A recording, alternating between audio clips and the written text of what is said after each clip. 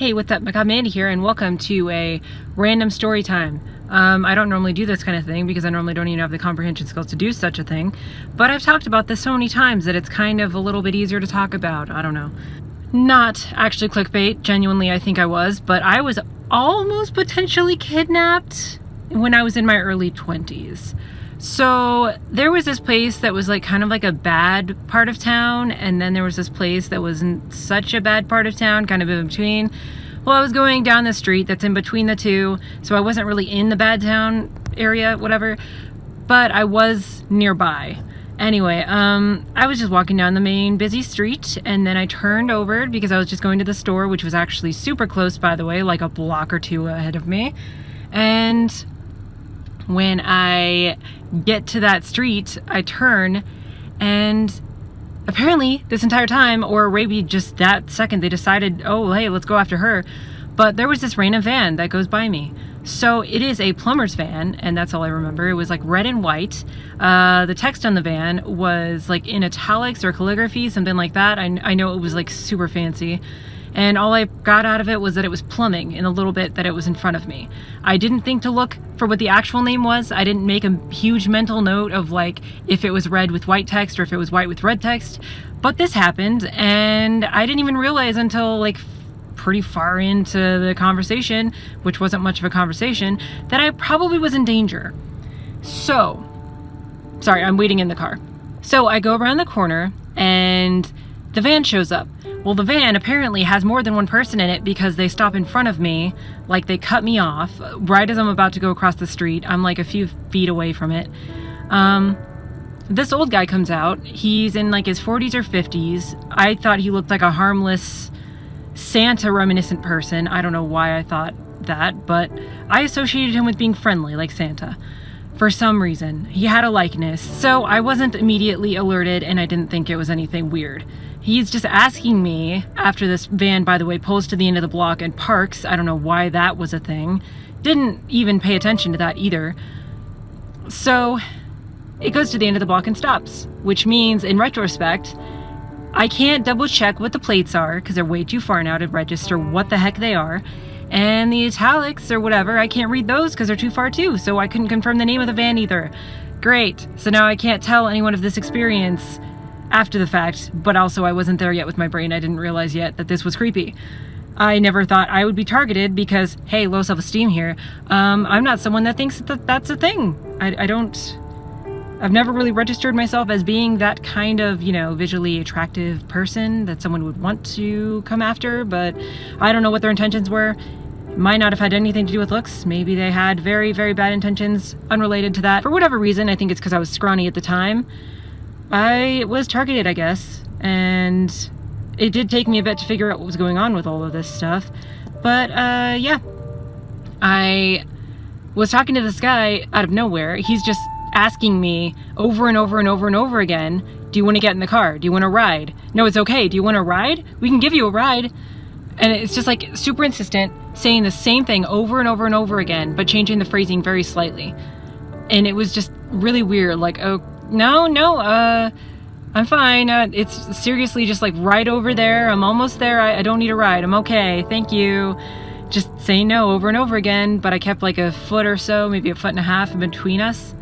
But I still wasn't like weirded out because I didn't realize that this was a creepy thing. So when I became super weirded out and realized, oh crap, this isn't good, is when I went ahead and I went to walk past him, which, by the way, he could have grabbed me at that second. I don't know why they didn't. Maybe this isn't as big a deal as I thought it was, but it definitely seems menacing when I thought back on it. I walk right by him. He's like less than half a foot away from me at that point. Like we're almost shoulder to shoulder. I just didn't think it was weird. I thought he was weird, but I didn't think it was creepy. I didn't think I was in danger. And I had one earbud in at the same time that I was talking to him. So I just casually put my other earbud in. I walk by him again after saying no and one more time. And what happens? He asks again if I want to ride. And that's when I got creeped out and I was like, oh crap, what is this situation I put myself in? So then I start getting weirded out, and that's when my alarm bells start going off, and I decide to get away from him. So I start walking really fast after saying no again. No thank you. And I end up going to a different street, and what does not make sense is my brain was like, get away from him as far as possible. My brain did not think, hey, this van can go down a different street. It just thought, hey, if I go stand on this side of the divider, which is, by the way, on the side of the street, you know, like there's a divider next to the street so you don't hit like the curb and then go over and whatever. I was on the inside of the divider, meaning I could very easily have been smacked by a car if they weren't paying attention. But anyway, I was on the inside of the guardrail instead of the outside because I was just thinking, get away from him. And it turned into a situation where the car apparently did decide to change lanes and followed me. And I guess they were mad that I didn't take the ride offer because they drove right up next to me, stopped in the middle of traffic, and then just like, I don't know, they stopped next to me. I don't remember if they honked or anything. I just remember they stopped right next to me, cutting off everyone else, annoying everyone else, and then driving off. I know they were trying to scare me. That's all I know, is they were trying to scare me. And yeah, they could have easily pulled me in at that moment as well. So not only could I have been grabbed by the guy when I was next to him, shoulder to shoulder, he could have also pulled me in when driving by me and being like less than a foot away from me on the inside of a curb. So yeah, I could have very easily been picked up that day. Don't know what their intentions were, but later on I realized that that was a very bad situation I put myself in, and I didn't even know because I never thought, like, I always think, hey, that's not going to happen to me because why the hell would anyone want anything to do with me? But now it's like, oh crap, anywhere I go, someone could try to do something to me. So now I'm like super paranoid and alert of everyone. And for a long time, I didn't want to talk about this because I was so paranoid. Like, if I talk about this, this person will find out where I am and maybe they'll come for me. It's stupid and irrational, but I have anxiety disorder, so, you know. Different details that I did not already put in. So I was walking down the main street for a long time, several blocks. So they could have been following me, looping around, and I just didn't notice. Other notes, I was not wearing revealing clothing. I was wearing all clothes, was completely covering me. I even had a hat on. I had like a newsboy cap. I don't know if you know what style that is, but it's like a beanie, but there's like a little brim on it. It's pretty cute. Had a little button on the side. Anyway, I wasn't provocative. I was dressed kind of skin tight. I had skinny jeans on and everything, but I also had a long coat on, and I was not trying to seduce anyone. I was probably dressed kind of like a teenager, so that might have been part of it. They might have thought I was younger than I was. I think I was like 22 or 23, but I was definitely scrawnier at the time, so I was an easy target. I looked very skinny from behind, or however many angles they saw, because like I said, they could have been driving around me and I just didn't pay attention. I wasn't very attentive back then. Anyway, so yeah, another detail would be that I realized back when I was thinking back that if this guy actually got out of the car and I actually got close enough and he did decide to grab me, the van could have decided to back up and then they could have pulled me into said van, and this could have been a serious abduction situation. I don't know why it played out the way it did. Maybe I was nice enough they just decided to let me go, but obviously I made them mad since they decided to stop in the front of traffic. But I also, in the first place, that's how they cut me off. They actually cut off another car crossing over lanes to cut me off. So twice they cut people off and made them mad just to, for some reason, interact with me. But there was a witness, so at least if I did go missing, someone could have said something. I just found out there was like some report. And it was at this point that my video editor decided to crash. You don't want to know how often this happens. It's infuriating. Apparently. So yeah, someone else also said, hey, suspicious behavior. Some dude harassing someone with a van. I don't know what this is about, but confirmed details, yes, red and white. But yeah, there was a day that I potentially may or may not have actually almost been abducted.